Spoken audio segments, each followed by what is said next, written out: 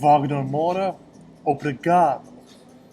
Muito obrigado for making Marighella one of the most power-packing films I have seen in quite a while. Very much reminded me of BAADER MEINHOF Komplex, and was a very difficult and disturbing film to watch in many scenes because of the depictions of torture and racism and violence by the state, and them working along with the US government to try and crack down on left-wing dissidents. I believe that is so. Ken Loach would believe the same thing too. The fact that this even got made is a brave feat indeed. I think Jordan Peele definitely needs to give you a call in order to make the next political thriller, or perhaps even a political horror film. So I was definitely terrified by this on so many levels. I think that's the most important factor in this work that cannot be compared with anything else.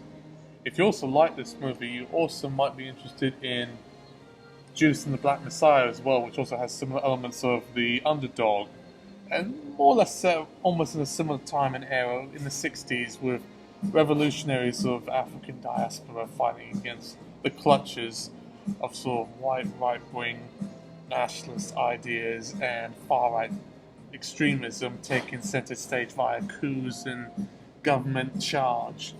Not a pleasant thing indeed. We're seeing it right now with the Bolsonaro government. We're seeing it going on with Putinism that's been destroying Russia as we speak, especially with their war going on in Ukraine, and even doing a satellite influence upon Belarus and Hungary and Serbia and even Mali.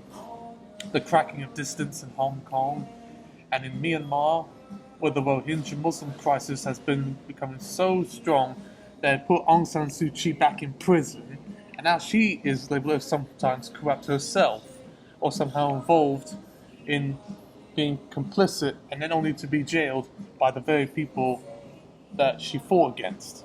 Again, it's honestly bewildering.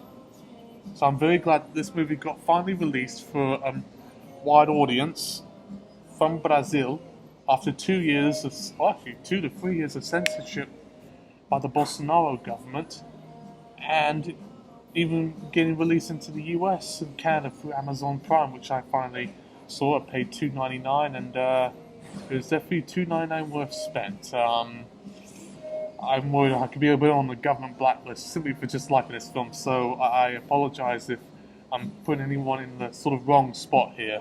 Please don't take it the wrong way.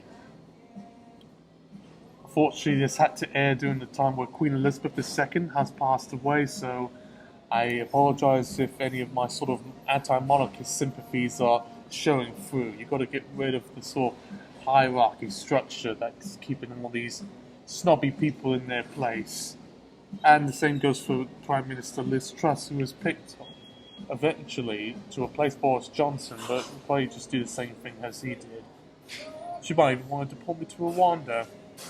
You decide. The next film I'll be seeing is the NC-17 drama Blonde. I'm definitely excited to see what all that's about. Skinny E Media signing off until next time. You'll see me in prison, or you'll see me alive. Or maybe dead. Hopefully not by suicide. Or maybe I will. Take care.